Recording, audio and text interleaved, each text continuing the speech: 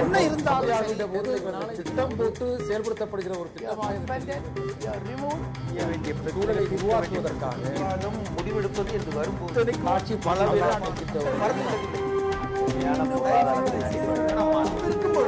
எதிர்த்து பேசிட்டு.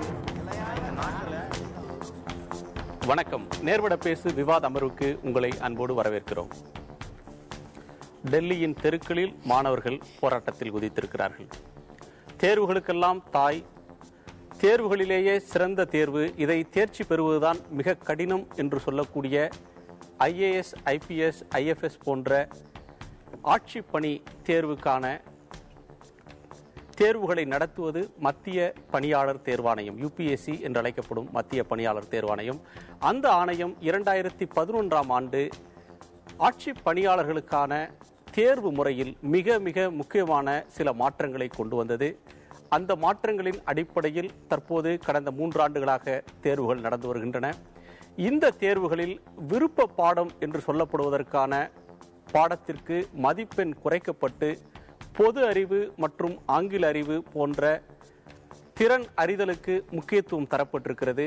இது கிராமப்புற மாணவர்களை பாதிக்கிறது.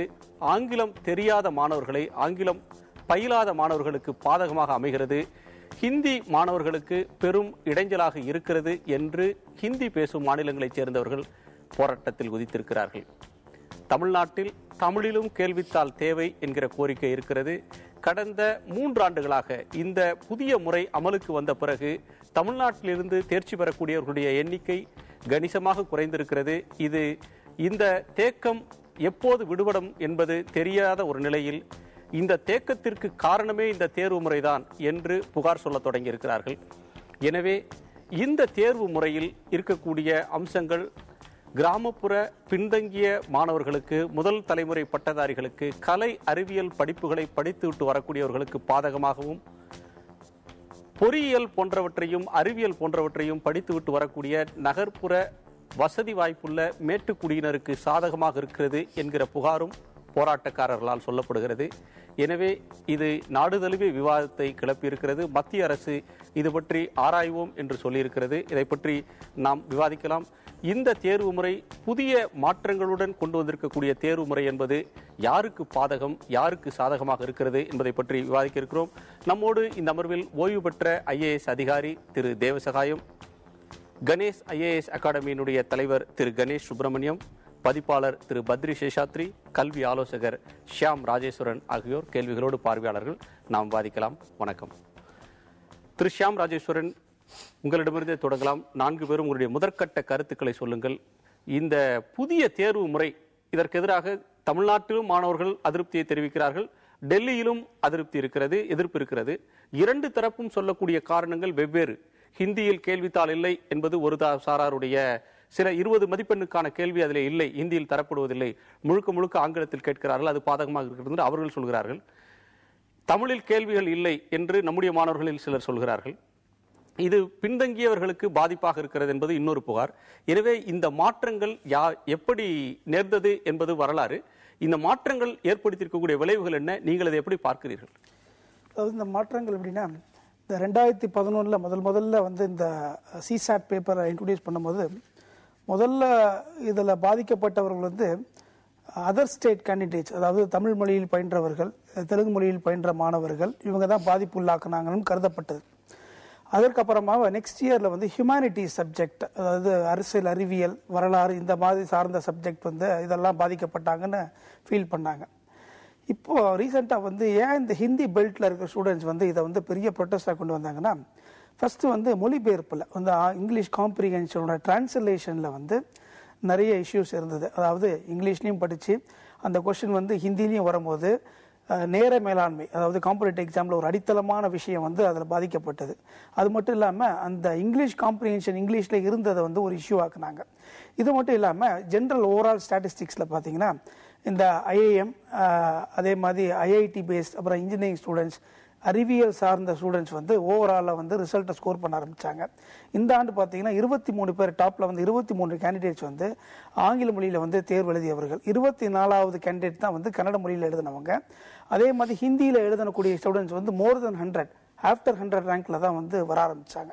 இந்த பாதிப்பெல்லாம் ஒட்டுமொத்தமாக அக்யூமுலேட் ஆகி தான் இந்த இஷ்யூ வந்து இன்னைக்கு பர்ஸ்ட் ஆச்சு. பட் லாஸ்ட் 30 இயர்ஸாகவே வந்து பிற மொழியில் படித்த மாணவர்களுக்கு வந்து இந்த பாதிப்பு இருந்தது. இப்போ அதர் ஸ்டேஜ்ல இருக்கவங்க அஃபெக்ட் ஆனாங்க. அல்லாத மாணவர்களுக்கு இந்த பாதிப்பு இருந்தது. அது வந்து எத்தனையோ இடத்துல அதை ரைஸ் பண்ணாங்க. அப்பெல்லாம் வந்து இதை வந்து ஏற்றுக்கொள்ளலை. பட் இன்னைக்கு வந்து கோர் ஹிந்தி பெல்ட்ல வந்து இந்த இஷ்யூ பெருசுபடுத்தின உடனே இன்னைக்கு வந்து அரசாங்கம் வந்து அது ஒரு முடிவு காணணும்னு சொல்லி கமிட்டிஸும் பேனல்ஸையும் அப்பாயிண்ட் பண்ணி அதுக்கு ஒரு தீர்வுக்கு வந்து தேடுறாங்க, முயற்சிக்கிறாங்க. திரு பத்ரி, நீங்க எப்படி இந்த போராட்டத்தை பார்க்குறீங்க? எனக்கு ஒரு விஷயம் புரியல. எல்லாருமே பாதிக்கப்படுற மாதிரி சொல்றப்ப இப்ப யாராவது ஒருத்தராவது இதுல இருந்து பயனடைந்திருக்கணும் இல்லையா? அது யாருன்னு தெரியல. எல்லா மாநிலங்களை சேர்ந்தவர்களும் தங்களுக்கு பாதிப்பு இருக்கு அப்படின்னா இது ஜீரோ சம் கேம் தானே. யாரோ ஒருத்தர் அதுக்கு ஜெயிச்சிருக்கணும். ஆங்கிலமே தெரிந்தவர்களுக்கு தான் நிறைய வாய்ப்பு இருக்கு அப்படின்னா தமிழகம் போன்ற ஒரு மாநிலத்துல ஆங்கிலம் அதிகமாக படிக்கிறார்கள் எல்லோரும். பிற இந்த ஹிந்தி பேசும் மாநிலங்களை விட ஆங்கில அறிவு தென்னிந்தியாவில் அதிகமாக இருக்குன்னா அப்ப தென்னிந்தியர்கள் வந்து கொஞ்சம் சந்தோஷப்படணும் இல்லையா? எனக்கு இங்க யாருமே இதுல சந்தோஷப்படுற மாதிரி தெரியல. எனக்கு அதுவே ஒரு சந்தேகமா இருக்கு. அப்படியான ஒரு பாசிபிலிட்டியே இல்லாம தான் இருக்கணும்.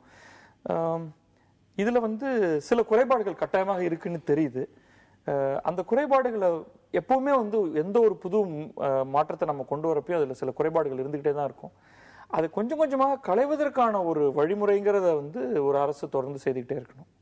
அதனால குறைபாடுகள் இருந்தாலும் இந்த முறை என்பது சரியான ஒன்றுதான், காலத்தின் மாற்றத்திற்கேற்ற தேவைன்னு நினைக்கிறீங்க? இதை இன்னும் கொஞ்சம் மாற்றங்கள் இதில் கொண்டு வர வேண்டி இருக்குங்கிறது எனக்கு புரியுது. ஆனால் இந்த மாற்றமே வந்து மோசமானது, இது இதற்கு முன்னாடி இருக்கிறதுக்கே நம்ம திரும்ப போவோம் அப்படின்னு சொல்றதை நான் ஏத்துக்கல. நீங்க எப்படி பார்க்கறீங்க? இதுல வந்து என்னன்னா, இப்ப இந்த சிவில் சர்வீஸ் ஆப்டிடியூட் டெஸ்ட்ல வந்து அது ரெண்டு விஷயம் இருக்கு. இதுல முக்கியமா வந்து சிவில் சர்வீஸ் ஆப்டிடியூட் டெஸ்ட் அப்படின்றதுல வந்து இப்ப நம்ம குவான்டிடேட்டிவ் ஆப்டிடியூட் அப்படின்னா அதுக்கு ஒரு பொருள் இருக்கு, டீச்சிங் ஆப்டிடியூட் அப்படின்னா அதுக்கு ஒரு பொருள் இருக்கு. அப்ப சிவில் சர்வீஸ் ஆப்டிடியூட்னா அதுக்கும் ஒரு பொருள் இருக்கணும். அந்த பொருள் என்ன அப்படிங்கறது வந்து எங்கேயுமே யாருமே தெளிவுபடுத்தல. இப்ப 2010 வந்து நானே வந்து ஒரு ஆர்டிஐ மூலமா வந்து சிவில் சர்வீஸ் ஆப்டிடியூட் அப்படின்றது ஒன்று ஆட்சி பணிக்கு வரக்கூடிய ஐஏஎஸ் ஐஎஃப்எஸ் அதிகாரிகளுக்கு இருக்க வேண்டிய திறன்கள் அல்லது அவங்களுடைய ஆற்றல் இதை மதிப்பிடுவதற்கான ஒரு தேர்வு. அப்படின்னா அந்த திறன் என்ன, அந்த ஆற்றல் என்ன அப்படிங்கறது வந்து அந்த தேர்வு எழுதுவதற்கு, அந்த தேர்வை கொடுப்பதற்கு முன்னால நீங்க சொல்லணும்ல, டிஃபைன் பண்ணணும்ல. 2010 நான் ஒரு ஆர்டிஐ போட்டு civil service aptitude test introduce பண்ண போறாங்கன்னு பார்லிமெண்ட்ல மினிஸ்டர் அனௌன்ஸ் பண்ண உடனே ஒரு ஆர்டிஐ போட்டு சிவில் யூபிஎஸ்சி வாங்கும்போது யூபிஎஸ்சி கொடுத்திருக்கிற விளக்கம் என்னன்னா, no specific connotation exist for civil service aptitude so far the commission is concerned. அப்போ நாம எதை சோதிக்க போறோம் அப்படின்றது தெரியாமலே இந்த ஆணையம் ஒரு தேர்வை நடத்துகிறதா அப்படிங்கிற ஒரு கேள்வி. இரண்டாவதாக, ஆங்கிலம் ஐயா சொன்ன மாதிரி ஆங்கிலத்திற்கு எதிர்க்கல. இப்போ இந்த தேர்வை கொஞ்சம் நுணுக்கமா பார்க்கணும். பேப்பர் 1 ஜெனரல் ஸ்டடீஸ் இருக்கு, பேப்பர் 2ங்கிறது சிசெட். பேப்பர் 1 ஜெனரல் ஸ்டடீஸ்ல வந்து 100 கேள்விகளுக்கு 200 மதிப்பெண்கள் கொடுக்குறாங்க. அப்படின்னா ஒரு கேள்விக்கு 2 மார்க் வருது. பேப்பர் 2ல 80 கேள்விகளுக்கு 200 மார்க் கொடுக்குறாங்க. அப்படின்னா ஒரு கேள்விக்கு 2.5 மார்க் வருது. இதுல நெகட்டிவ் மார்க்கிங்கும் இருக்கு. இப்போ ஆங்கில வழியில கல்வி பெறாத ஒரு மாணவர் எடுத்துக்கிட்டீங்கன்னா அவர் ரொம்ப கஷ்டப்பட்டு தான் 2வது தாள்ல வந்து 2.5 ஒரு கேள்விக்கான மதிப்பெண்களை வாங்க முடியும். ஆனா அவர் இழப்பதுன்னு பாத்தீங்கன்னா அதிகமா இருக்கும். இப்போ உதாரணமா வந்து பேப்பர் 1ல வந்து ஒரு 9 கேள்வி நீங்க தப்பு பண்றீங்கன்னு வச்சுக்கோங்க. அதுக்கு வந்து உங்களுக்கு 9 கேள்விக்கு வந்து 3 கேள்விக்கான மதிப்பெண்கள் நீங்க இழப்பீங்க. அப்படின்னா 6 மதிப்பெண்கள் போகும். 2 × 6 6 மதிப்பெண்கள் போகும். அதுவே 2வது பேப்பர் எடுத்துக்கிட்டீங்கன்னா 3 அப்படிங்கும்போது 7.5 மதிப்பெண்கள் போகும்.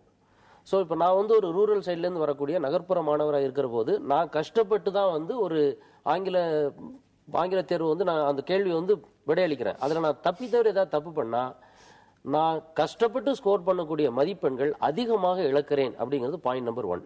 இப்போ இன்ஜினியரிங் ஸ்டூடெண்ட்ஸ் வரும்போது ஏன் இது இன்ஜினியரிங் ஸ்டூடெண்ட்ஸ்க்கு ஃபேவரபிளா இருக்குன்னா, அவங்க வந்து ஆப்டிடியூட் டெஸ்ட் வந்து கேம்பஸ் ரெக்ரூட்மெண்ட் ட்ரைனிங்லேயே பண்ணிடுறாங்க. அவங்களுக்கு வந்து சயின்ஸும் வந்து மேத்தமெட்டிக்ஸும் அவங்களுக்கு வந்து ஆல்ரெடி அந்த ஆப்டிடியூட் இருக்கிறதுனால தான் இன்ஜினியரிங் போறாங்க. எனக்கு மேக்ஸ் வேண்டாம் அப்படிங்கிறதுனால நான் என்ன பண்றேன், ஹிஸ்டரியோ ஜியாகிரபியோ எடுக்கிறேன், அல்லது எக்கனாமிக்ஸோ அல்லது பொலிட்டிக்கல் சயின்ஸோ எடுக்கிறேன். அப்படின்னா நான் கஷ்டப்பட்டு எடுக்கக்கூடிய மதிப்பெண்கள் அதுல ஒரு சின்ன தவறு பண்ணா கூட இழப்பது அதிகமாக ஆகிறது. இது 2வது பாயிண்ட். 3வது பாயிண்ட், ஆங்கிலம் ஏன் குறிப்பாக எதிர்க்கப்படுகிறது அப்படின்னா, இந்த தேர்வுல 80 கேள்விகள்ல பாத்தீங்கன்னா 40 கேள்விகள் ஆங்கிலத்தை பேஸ் பண்ணி வருது. ஒரு 9லேருந்து 11 பேசேஜஸ் கேட்குறாங்க. இந்த 11 பேசேஜஸில் கிட்டத்தட்ட 39லேருந்து 40 கேள்விகள் வந்துருது. அப்படின்னா நீங்க அடிப்படையில் வந்து சிவில் சர்வீஸ் நீங்கள் ஆசைப்படுவது ஐஏஎஸ் ஆவதற்கு யூபிஎஸ்சியில் தரக்கூடிய விளக்கம் என்பது அவர்கள் கேட்கக்கூடிய கேள்வி பாடத்திட்டம் ஆங்கிலத்தில் கொடுக்கிற அந்த பத்திகள் அது வந்து 10ஆம் வகுப்பு மாணவருக்கு என்ன தெரிந்திருக்க வேண்டுமோ அந்த அளவிலான ஒரு சிலபஸ்ல இருந்து தான் கேட்கிறோம். அது கூட தெரியலன்னா எப்படி நீங்க ஐஏஎஸ் ஆகணும்னு கேட்கறாங்க. அப்படி இல்ல. ஆக்சுவலா நீங்க வந்து இது வந்து சிலபஸ்ல 10th ஸ்டாண்டர்ட் லெவல் அப்படிங்கிறது மினிமம் வந்து 10th ஸ்டாண்டர்ட் லெவல்னு சொல்றாங்க. யூபிஎஸ்சில ஃபர்ஸ்ட் ஆஃப் ஆல் ஒரு விஷயம் அண்டர்ஸ்டாண்ட் பண்ணணும்னா சிலபஸ் அப்படிங்கிற கான்செப்டே கிடையாது. ஸ்கை இஸ் த லிமிட் அப்படின்னு சொல்ற வானமே இல்லை. அப்படிதான் வந்து சிலபஸ் இருக்கும். இரண்டாவது நான் என்னுடைய கன்டென்ஷன் என்ன அப்படின்னா ஏன் வந்து எக்ஸாம் அது ஆங்கில போலவே நீங்க தாராளமாக நீங்க பரிசோதிக்கலாம். ஆனா மெயின் எக்ஸாமினேஷன்ல பரிசோதிக்கலாம். ஏன் பிரிலிமினரியிலேயே அதை வைக்கணுங்கிறது தான் கேள்வி. சோ இந்த 3 விஷயங்கள் பரிசோதிக்கலாம். அந்த ஆரம்ப நிலையிலேயே அது தேவையில்லைன்றது உங்களுடைய கருத்தாக இருக்கு. திரு எம்ஜி தேவசகாயம், நீங்க இது மாதிரியான ஒரு பெரும் போட்டித் தேர்வை தான் எதிர்கொண்டு இதை தேர்ச்சி பெற்று அதிகாரியாக பணியாற்றி ஓய்வு பெற்று வந்திருக்கிறீங்க. இந்த மாற்றம் என்பது ஒவ்வொரு காலகட்டத்துக்கும் அதிகாரிகளுடைய பணி மாறக்கூடிய ஒரு காலகட்டத்தில் அவங்கள தேர்ந்தெடுக்கக்கூடிய அவங்கள்ட்ட மக்கள் எதிர்பார்க்கிற எதிர்பார்ப்புகள் மாறுற சூழல்ல அதுக்கு தகுந்தபடி தேர்வுகள்ல மாற்றம் செய்யறதுன்றதும் அவசியம் தானே. நீங்கள் டெலிஃபோன் பண்ணுறதுக்கு அப்புறம் உடனே நான் வந்து யூபிஎஸ்சிலேருந்து டவுன்லோட் பண்ணி அதை படித்து பார்த்தேன். பேப்பர் 2 நான் இதே எப்படி நானே ஃபெயில் ஆயிருப்பேன். என்ன கான்செப்டே தப்பாக போயிட்டுருக்கு. என்ன இவங்க என்னென்னா தேர்வு முறையே மிகவும் தவறாக போயிட்டுருக்கு. டிங்கரிங் தான் பண்ணுறாங்களே தவிர ஒரு சப்ஸ்டான்ஷியல் ஹோலிஸ்டிக் இம்ப்ரூவ்மெண்ட் பண்ணலை. நான் என்ன சொல்ல வரேன்னா இந்த எக்ஸாம் வந்து வர ஐஏஎஸ் ஐபிஎஸ்க்கு மாத்திரம் இல்லை, all India services and allied services, income tax சர்வீஸுக்கு வரும், ரயில்வே சர்வீஸுக்கு வரும், ஆடிட் அக்கௌண்ட் சர்வீஸுக்கு பல சர்வீசஸ் இருக்குது. இப்போ ஒவ்வொரு சர்வீஸுக்கும் சர்வீஸ் நீட் பண்ணும்போது கான்செப்டே டிஃப்ரெண்ட். ஐஏஎஸ் ஐபிஎஸ்ஸை பொறுத்த மட்டும் இல்லை, ஆல் இண்டியா சர்வீஸ் இந்த 2 சர்வீஸை வந்து யூபிஎஸ்சி ரெக்ரூட் பண்ணி சென்ட்ரல் கவர்மெண்ட் அப்பாயிண்ட் பண்ணி ட்ரெயின் பண்ணி டெலிகேட் பண்ணி ஸ்டேட்ஸுக்கு அனுப்புகிறாங்க. ஸ்டேட்ஸில் போய் தான் ஒர்க் பண்ணணும். அங்கே லாங்குவேஜ் பிரச்சனைகள்லாம் ஸ்டேட்டில் போன அப்புறம் சார்ட் அவுட் பண்ணிக்கலாம். இப்போ ஹிந்திலேருந்து இங்கே வந்தால் கூட தமிழ் படிச்சுட்டு தான் அங்கே ஒர்க் பண்ண முடியும். தமிழ் தெரியாமல் இங்கே ஒர்க் பண்ண முடியாது. இப்போ லாங்குவேஜை பெரிய பெரிய பிரச்சனை இப்போ கொண்டு வரது காரணம் என்னென்னா சிவில் சர்வீஸ் எக்ஸாமினேஷன் சிஸ்டமே ரொம்ப ஷாலோ ஆகிட்டு. இப்போ எங்கள் டைமில் வந்து ஹியூமானிட்டிஸுக்கு ரொம்ப இம்பார்ட்டன்ஸ் இருந்தது. இப்போ வந்து ஐஐடி, ஐஐஎம், ஹார்வர்டு யூனிவர்சிட்டி இவங்க வராங்களே தவிர என்ன பொறுத்தமட்டில் ஐஏஎஸ்க்கு அவங்களுக்கு தேவையில்லை. ஏன்னா ஐஏஎஸ் வந்து ஹியூமானிட்டேரியன் சர்வீஸ், மக்களுக்காக சேவை செய்ய வேண்டிய இது டெக்னிக்கல் சர்வீஸ் இல்லை, ஹை மேனேஜ்மெண்ட் சர்வீஸ் இல்லை. இது அது சர்டன் ஸ்டேஜில் தான் வரும். ஆரம்ப ஸ்டேஜில் கலெக்டர் வந்து டைரக்டர் வந்து சர்டன் ஸ்டேஜ் போகிறது வரை இது வந்து ஹியூமேன் பப்ளிக் மக்களுக்காக சேவைப்படக்கூடிய ஒரு சர்வீஸ். அடிப்படையான கேள்வி, இப்போ என்ஜினியரிங்கோ மற்றதோ படிச்சுட்டு வராங்கன்னு சொன்னா அவங்களுக்கு இந்த ஒரு மனித பண்பு ஒரு சாமானிய மனிதர்கள்ட்ட எப்படி பழகணுன்ற அந்த ஹியூமன் அப்ரோச் இல்லவே இருக்காதுன்னு நினைக்கிறீங்களா? குறைவாக தான் இருக்குது நான் பார்த்தது. ஏன்னா அவங்க ஒரு ரொம்ப கான்சன்ட்ரேட் இப்படி தான் இருப்பாங்க. அவங்க ஒரு டாட் போட்டு அந்த டாட்டை தான் அனலைஸ் பண்ணுவாங்க. ஹியூமனிட்டிஸ் வந்து ப்ராட் பேஸ்ட், மக்களை இன்டராக்ட் பண்ணுறது, அண்டர்ஸ்டாண்ட் பண்ணுறது. ஸோ ஹியூமனிட்டி ஐஏஎஸை பொறுத்த மட்டும் இல்லை, ஐஏஎஸ் ஐபிஎஸை பொறுத்த மட்டும் இல்லை, பப்ளிக்கை கூட ரொம்ப இன்டராக்ட் பண்ணுறதுனால it should be more of a humanitarian service. Technical medical ஐஐடியில் வந்து அவங்களுக்கு வந்து டெக்னிக்கல் சர்வீஸ். அதனால் இது வந்து ரொம்ப இப்போ என்ன பண்ணியிருக்காங்க, 2ஐயும் போட்டு குழப்பிட்டு ஒரு கலப்படம் பண்ணி வச்சுருக்காங்க. இப்படி இதில் முதல்ல டிங்கர் பண்ணி இந்த பேப்பரை விட்ரா பண்ணிட்டு அந்த பேப்பரை விட்ரா பண்ணிட்டு இதில் வந்து இப்போது பிரச்சனை என்ன இவர் சொல்கிற மாதிரி 2 பிரச்சனை எழுப்பியிருக்காங்க. ஒன்று வந்து ஹிந்திக்கு எதிராக இருக்கின்ற அதனால் அது எக்ரி பண்ணவே இல்லை. அப்படி ஒன்று 8 கேள்விகள் தான் ஹிந்தியை பற்றி இருக்குது. அது கூட தெரியாமல் இருந்தால், இங்கிலீஷ் தெரியாமல் இருந்தால் அவங்க ஐஏஎஸ் ஐபிஎஸ்லையும் சென்ட்ரல் சர்வீஸ் வரதுக்கு லாயக்கே கிடையாது. ஆனால் ஹியூமானிட்டிஸுக்கு எகென்ஸ்டாக இருக்கிறது வாஸ்தவம். நான் படித்து பார்த்தேன். அதில் நார்மல் எக்கனாமிக்ஸ் பாலிட்டிக்ஸ் படித்தவங்க அந்த இதை பாஸ் பண்ணுறது ரொம்ப கஷ்டம். சரி, தட்ஸ் எ ஃபேக்ட். திரு பத்ரி, நீங்கள் தேவசகாயம் அவருடைய கருத்தில் முரண்படுவீங்கன்னு நினைக்கிறேன். அதாவது பொறியியல் படிச்சுட்டு வர்றவங்க அல்லது கலை அறிவியல் பாடங்களை படிக்காதவங்க, கலைப்பிரிவு ஹியூமானிட்டிஸ் படிக்காதவங்களுக்கு வந்து இந்த ஒரு ஹியூமன் டச் இருக்காது அப்படின்ற கருத்தை நீங்க ஏற்க மாட்டீங்கன்னு நினைக்கிறேன். சரி, இருக்கட்டும். இதுல வந்து 2வது பாடத்திட்டத்தில் இவங்க சொல்லியிருக்கிறது வந்து ஆப்டிடியூட், திறனறிதல், English language skill, problem solving, அது ஒரு முடிவெடுக்கக்கூடிய திறன், இதெல்லாம் வந்து சோதிக்கிறோம் அப்படின்னு சொல்றாங்க. இது வந்து ஒரு எம்பிஏ மாணவர்களுக்கு அல்லது கார்ப்பரேட் ஹெட்ஸுக்கு தேவை, அவங்களுக்கு இருக்கிற ஒன்று. அது ஐஏஎஸ்க்கு தேவை அப்படின்னு யூபிஎஸ் கருதி இருக்கு. நீங்க எப்படி பார்க்குறீங்க? அது தேவை இல்லைன்னு நினைக்கிறீங்களா? ப்ராப்ளம் சால்விங் அப்படிங்கிறது வந்து இந்த மாதிரியான ஒரு ஆப்டிடியூட் எக்ஸாமில் வந்து ரொம்ப சின்ன சின்ன ப்ராப்ளம் தான் கொடுக்க முடியும். நீங்கள் நிஜ வாழ்க்கையில் சந்திக்க போகிற பிரச்சனைகள் வந்து ரொம்ப பூதாகாரமானவை. இன்ஃபேக்ட் எந்த ஒரு கம்பெனியில் ஹெட்டாக இருக்கிறவரையும் விட ஒரு ஐஏஎஸ் அதிகாரிக்கு, ஐஏஎஸ்னு உதாரணத்துக்கு சொல்கிறேன், அவருடைய பாயிண்ட் எனக்கு புரியுது, அலீட் சர்வீசஸ் நிறையா இருக்குது. நீங்கள் எதிர்கொள்கிற பிரச்சனைகள் வந்து ரொம்ப பெரிய பிரச்சனை. ஒரு ஒரு ப்ராப்ளம் சால்விங் அப்ரோச் அப்படிங்கிறது வந்து அன்ஃபார்ச்சுனேட்லி நம்ம ஹியூமனிட்டிஸ் பாடத்திட்டங்களில் வந்து சரியாக வர்றதே கிடையாது. எக்கனாமிக்ஸ் தவிர்த்து, எக்கனாமிக்ஸ்லாவது ஓரளவுக்கு அந்த ப்ராப்ளம், அந்த மேத்தமேட்டிக்கல் அப்ரோச் அப்படிங்கிறது இருக்குது.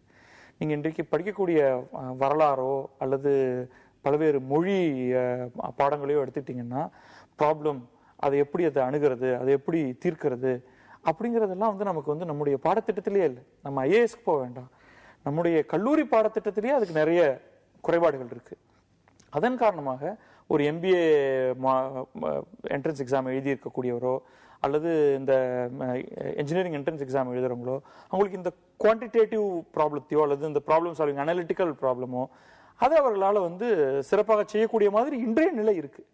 இப்போ நம்ம திட்டம் வந்து அதை எடுக்கிறது தேவையா, அல்லது நம்முடைய கல்லூரி மாணவர்கள் அனைவருக்குமே ஒரு ப்ராப்ளம் சால்விங் அப்ரோச் அப்படிங்கிறது வந்து ஆரம்பத்திலேயே, அது வந்து ஒரு மொழி பாடம் எடுக்கிறவரிலிருந்து ஆரம்பித்து பொறியியல் பாடம் எடுக்கிறவர் வரைக்கும் அனைவருக்கும் அந்த ப்ராப்ளம் சால்விங் அப்ரோச்ங்கிறது சொல்லித்தரது சரியானதா, அதுதான் நம்ம கவனிக்கணும். ஆனால் நான் ஒன்றை ஏற்றுக்கொள்றேன், இது வந்து ஒரு சயின்ஸ் ஓரியன்டாக, ஒரு சயின்ஸ் அண்ட் மேத் ஓரியன்டான ஒரு கேள்வித்தாளாக இருக்கக்கூடாது. வேணா அங்க வந்து நீங்க கொஞ்சம் ஆப்ஷன்ஸ் கொடுக்கலாம், அல்லது பரந்துபட்டதாக நிச்சயமாக இந்த ஹியூமனிட்டிஸ்னு சொல்லக்கூடிய சப்ஜெக்ட் சேர்ந்த அனைத்து கேள்விகளும் அதிகமாக இருக்கணும் அப்படிங்கிறதுல வந்து எனக்கு மாற்று கருத்து இல்லை. சயின்ஸ் குறைவாகவும் அல்லது கிட்டத்தட்ட இல்லாமல் கூட இருந்தா கூட எனக்கு பெரிய பிரச்சனை இருக்காது எனக்கு. ஆனா ப்ராப்ளம் சால்விங் அப்படிங்கிறது வந்து ரொம்ப முக்கியம் அப்படின்னு நான் நினைக்கிறேன். நான் என்ன சொல்ல வரேன்னா, இப்போ ஒரு ப்ராப்ளம் சால்விங் ஒரு அட்மினிஸ்ட்ரேட்டருக்கு வந்து கண்டிப்பா தேவை. ஆனா சிவில் சர்வீசஸ் அப்படின்னு வரும்போது இந்த ப்ராப்ளம் சால்விங் அப்படிங்கிறத மட்டுமே வச்சு நம்ம பார்க்கக்கூடாது. எந்த ஒரு பிரச்சனை எடுத்தாலும் அதுக்கு வந்து ஒரு கல்ச்சுரல் ஹிஸ்ட்ரி இருக்கு, ஒரு கல்ச்சுரல் பேக்ரவுண்ட் இருக்கு. அந்த ஹிஸ்ட்ரி ஆஃப் த ப்ராப்ளமோ அல்லது அந்த கல்ச்சுரல் பேக்ரவுண்டோ தெரியாம ஒரு ப்ராப்ளம் சால்வ், இது வந்து பிசினஸ் ப்ராப்ளம் மாதிரி கிடையாது, மேனேஜ்மெண்ட் ப்ராப்ளம்ஸ் மாதிரி கிடையாது. பிசினஸ்ல நிறைய ப்ராப்ளம்ஸ் வரும், வீல் சால்வ் இட், அது வந்து கொஞ்சம் டிஸ்கிரீட்டா பார்க்கலாம். ஆனா சிவில் சர்வீசஸ், சிவில் சர்வன்ஸ் எதிர்கொள்ளக்கூடிய அந்த பிரச்சனைகள் அப்படின்னு பார்க்கும்போது அது கலாச்சாரத்தினுடைய பின்னணியிலேருந்து வரக்கூடிய விஷயம். ஸோ அந்த cultural backdrop, historical background of the ப்ராப்ளம்லாம் உங்களுக்கு தெரியணும். இரண்டாவதாக வந்து empathy is very very important. இப்போ ஐயா சொன்ன மாதிரி இன்ஜினியரிங் கிராஜுவேட்ஸ்க்கு வரவங்களுக்கு அந்த குறைவாக இருக்கிறது அப்படின்னாரு. இப்போ நீங்கள் டெஸ்டிங்லேயே வந்து என்ன பிரச்சனைனா, நீங்கள் டெஸ்ட் ஆஃப் ரீசனிங் கொடுக்குறீங்க, சில்லாஜிசம்ஸ் கொடுக்குறீங்க, அதில் வந்து வேல்யூ ஃப்ரீயாக மாற்றுது இந்த டெஸ்ட். இல்லை, எம்பத்தி சொல்றீங்க. இப்போ பணியில் இருக்கக்கூடிய ஐஏஎஸ் அதிகாரிகள் அல்லது ஐபிஎஸ் அதிகாரிகள், ஐஎஃப்எஸ் அதிகாரிகள்னு அதிகார வர்க்கத்தை மொத்தமாக எடுத்துக்கிட்டிங்கனாலும் இந்த முறை வருவதற்கு முன்னால் வந்தவர்கள், அவர்களுக்கெல்லாம் எம்பத்தி ரொம்ப அதிகமாக இருக்கிறது. பிறர் துன்பம் கண்டு இறங்கக்கூடிய, பிறர் துன்பத்தை தன் துன்பமாக கருதக்கூடிய அந்த ஒரு எம்பத்திலாம் எந்த அளவுக்கு இருக்குன்றது ஒரு கேள்விக்குரிய விஷயம்.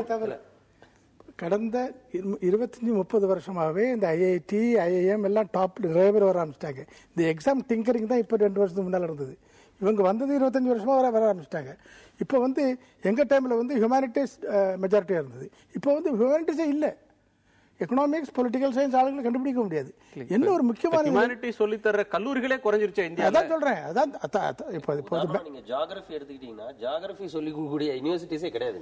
இப்போ இதில் என்னென்னா, இப்போ இல்லை ஃபண்டமெண்டல் என்னங்கிற ஐஏஎஸ், ஐபிஎஸ் ஆஃபீஸர்ஸ் ஃபேஸ் பண்ணுற பிரச்சனைகள் வேற, income tax, audit account service, railway service face பண்ணுற பிரச்சனைகள் டோட்டலி வேற. இப்போ எல்லாருக்கும் சேர்த்து ஒரே கும்பலாக வந்து நீங்கள் எக்ஸாமினேஷன் பண்ணுறீங்கன்னா தவறு. ஆப்டிடியூட் டெஸ்ட் வந்து ஐஏஎஸ்க்கு டிஃப்ரெண்ட், ஐபிஎஸ்க்கு டிஃப்ரெண்ட், இன்கம் டேக்ஸுக்கு டிஃப்ரெண்ட். எப்படி நீங்கள் அந்த ஆப்டிடியூட் டெஸ்ட் பண்ண போறீங்க? அது 2 மணி நேரத்தில் ஒரு 10-25 கேள்வியில் ஆன்சர் பண்ணணும்னு என்ன ஆப்டிடியூட் டெஸ்ட் பண்ண போறீங்க? It's a farcical exercise. அதாவது ஃபண்டமெண்டலாக நீங்கள் சேஞ்ச் பண்ணி என்ன பொறுத்த மட்டும் இந்த எக்ஸாம் சிஸ்டத்தையே கம்ப்ளீட்டாக ஓவரால் பண்ண வேண்டிய தேவை இருக்கும். இந்த கும்பலாக சேர்ந்து எல்லாம் ஆல் இண்டியா எல்லாம் போட்டு ஒரேடியாக போட்டு ஒரு 10 மார்க் மேலே போயிட்டுனா நீ ஐஏஎஸ், 10 மார்க் குறைஞ்சுன்னா நீ ஐபிஎஸ், 10 மார்க் குறைஞ்சுன்னா ஐஆர்எஸ், அப்படி வரக்கூடாது. ஒவ்வொரு சர்வீஸுக்கும் என்ன ஆப்டிடியூட் தேவை, டீட்டெயில். செகண்ட் மோஸ்ட் இம்பார்ட்டன்ட் வந்து இப்போ ஐஏஎஸ், ஐபிஎஸ் பொறுத்த மட்டும் பிக்கஸ்ட் ப்ராப்ளம் வந்து leadership problem, leadership challenge and political interaction. மற்றவங்களும் அப்படி கிடையாது. இன்கம் டாக்ஸ் வந்த பிறகு இப்ப வேலை வருவதற்கான தேர்வு தானே அந்த ஆப்டிடியூட்லாம் தெரியணும் இல்ல. You must understand those aptitudes. வெறும் மேத்தமெட்டிக்கல் எக்ஸசைஸ் மாத்திரம் பண்ணா போதாது. இல்ல, அந்த இடத்துல தான் என்னோட பாயிண்ட். அதாவது இப்போ நீங்க ஆப்டிடியூட் டெஸ்ட் பண்ணும்போது என்ன பண்றோம்னா, இப்போ ரீசனிங்கோ மற்ற விஷயங்கள் கொடுக்கும்போது நம்ம என்ட்ரி லெவல்லே வந்து அவங்களோட மைண்ட் செட்டை மாத்திடுறோம். நம்ம வந்து ஒரு வேல்யூ நியூட்ரலைஸ் பண்ணிட்டு தான் வந்து ஒரு டெஸ்ட் உங்களுடைய எக்ஸாமினேஷனை ரெக்ரூட்மெண்ட் எக்ஸாமினேஷனே வேல்யூ நியூட்ரலைஸ்டு மெத்தட்ல தான் வருது. வேற அவன் சர்வீஸ்க்குள்ள வந்ததுக்கு அப்புறம் வேல்யூ நியூட்ரலைசேஷன் எதை சொல்றீங்க? இப்போ உதாரணமா ஒரு சில்லாஜிசமோ இல்ல டெஸ்ட் ஆஃப் ரீசனிங்கோ ப்ராப்ளம் சால்விங்கோ கொடுக்கும்போது வேல்யூ பேஸ்டு ப்ராப்ளம்ஸ் நீங்க கொடுக்கறது இல்ல. இப்போ சில்லாஜிசம்ல all cats are rats and all mats are பேட்ஸ்னு கொடுக்கும்போது நீங்க வேல்யூ நியூட்ரலைஸ் பண்ணிட்டு தான் அந்த ப்ராப்ளத்தை சார்ட் அவுட் பண்ண வேண்டியிருக்கு. அப்படி வேல்யூ நியூட்ரலைஸ் பண்ணி ஒரு எக்ஸாமினேஷன் நடத்தி அதுல இருந்து ஒரு ஆஃபீஸரை நீங்க செலக்ட் பண்ணும்போது சொசைட்டிக்கு வரும்போது அவர் எம்பத்தைஸ் பண்ணணும், அவர் வேல்யூ ஓரியன்டா இருக்கணும். பப்ளிக் அட்மினிஸ்ட்ரேஷனுடைய ஃபண்டமெண்டல் என்னன்னா administrator must be empathizing for which he has to be value oriented. அப்போ அந்த வேல்யூ ஓரியன்டேஷனை பூஸ்ட் அப் பண்ற மாதிரி தான் நம்மளோட சிஸ்டமே இருக்கணும். But the civil service aptitude test வந்து அதை பண்றது இல்லை இப்போ இருக்கிற டெஸ்ட். அதனால தான் நான் முதல்ல சொன்னேன் அந்த சிவில் சர்வீஸ் ஆப்டிடியூட்னா என்னங்கிறது முதல்ல யூபிஎஸ்சி மஸ்ட் கிளாரிஃபை. அதை அவங்க கிளாரிஃபை பண்ணல. That's what I told you. இந்த நான் போட்ட அந்த ஆர்டிஐக்கு அவங்க கொடுத்த நாம் தொடர்ந்து பேசலாம். ஒரு சிறிய இடைவேளைக்கு பிறகு நேர்பட பேசு தொடரும்.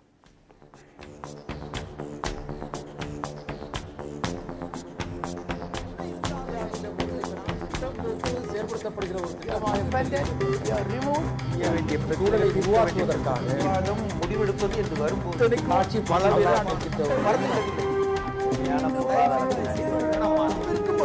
எதிர்த்து பேசிட்டு நாட்டில் வழியை தவிர மக்கள் தங்களுடைய பங்களிப்பை